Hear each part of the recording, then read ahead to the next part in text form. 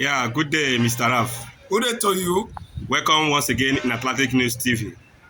It's my pleasure. Yeah, Lieutenant Colonel Yerima, Yes, rubbish Wike at FCT. yes. What did you have to say about A this? very young naval officer has actually indicated that Dr. Barrister Nyesom Wike, Minister of FCT, is not an emperor, is not God. He is not, you know, as big as he feels. And this has brought Wike's profile down, all his self-conceitedness down at FCT.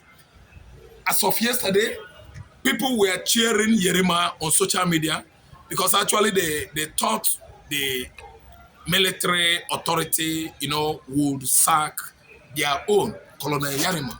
But we've seen encomio, praises, promotion, promotional outburst, languages from all angles of military authority in Nigeria, exonerating, praising the boy for standing on his right. Actually, Wike wanted to indicate that he is an emperor of FCT to the level of rolling out, you know, his men, bodyguards, both military and the police, towards a parcel of land where a rear admiral in the Navy was having, his building projects going on. On getting to that site, Wike confronted a naval rating officer, a young boy in his 20s, not up to 30 years old. And the boy actually, with respect, responded to Nyesom Wike's outburst. He respected him, but we were all listening with such rapt attention to know if the boy is an arrogant type. The boy did not actually represent anything self-conceitedness or arrogance, but he actually met Wike eyeball to eyeball with respect. It was Wike actually that was discrediting that uniform, discrediting that institution, military institution, Navy, which of course is the most respected military department. But the boy keep on rebuffing. The boy keep on reiterating, standing on his right, that he is on duty as he was posted by the higher authority and by the law that he would never ever retract from being a good representative of his boss, who ordered him to man the project site, building project site, never allow anybody, no matter highly placed, enter. You know what?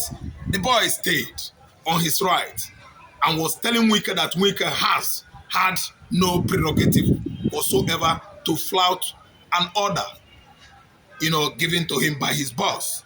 Wike could not take it. He actually felt he was disrespected by calling the boy names. Wike said the boy was a fool. The boy said no, retract from calling someone's son a fool. And again, retract from insulting a military officer who actually gives you security.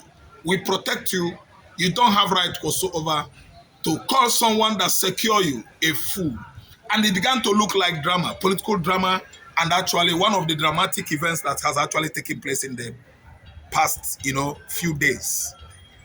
With all his police orderly bodyguards, both private and government owned, he was disrespected by the boy, the young naval officer, and Wike had to at least turn his back because he has failed.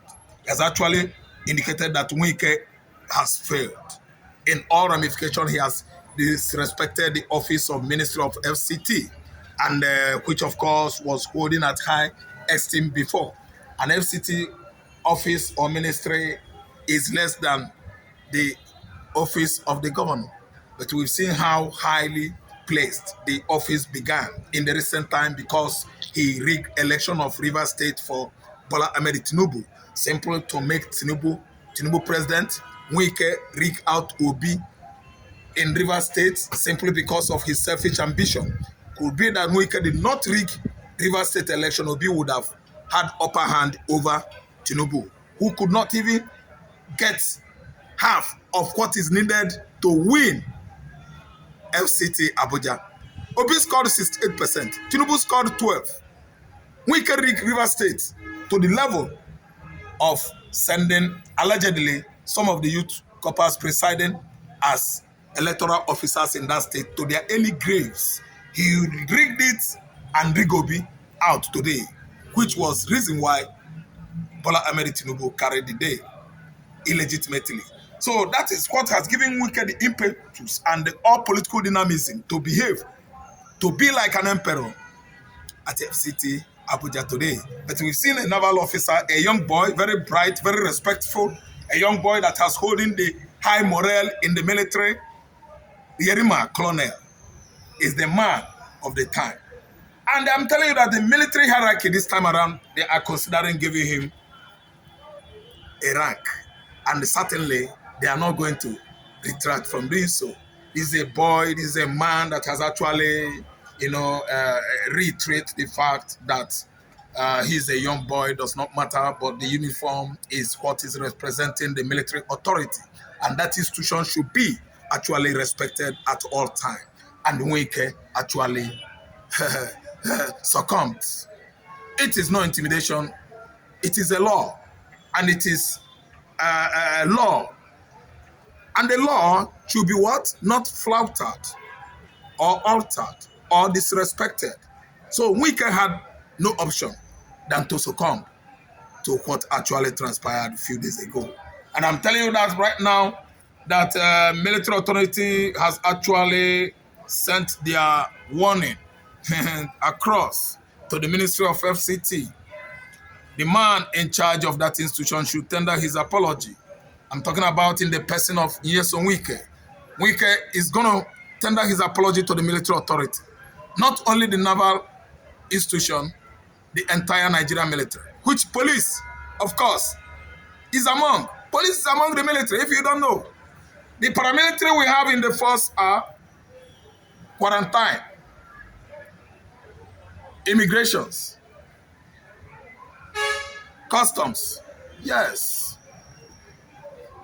Defense, Nigerian defense, Guinea one is civil defense corps. They are paramilitary. The two military forces we have are the army, which is included NAV, Navy, and the combatants. These are the military men with what? Police institution is among. So Wike doesn't actually know that his life is on the hands of these military men. They are all force men. Nigerian police is among the military. You don't look down on them because they secure you, they give you life, and they secure you, and they went on military training. Every training that the mobile policemen embark, whether Mopo 16 Abiyokuta or Mopo Koso, Ihenwa, Anambra, they are among the military forces. You should at least accord all of them with respect. So Wike doesn't know that he's risking his life all this while. The DSS, the police, as an institution, they are all military forces. He now disrespected this boy because he actually thinks he is doing the right thing. So that's why I suggest as well, Wike should tender apology. And that should be an eye-opener to other arrogant public office holders. Thank you.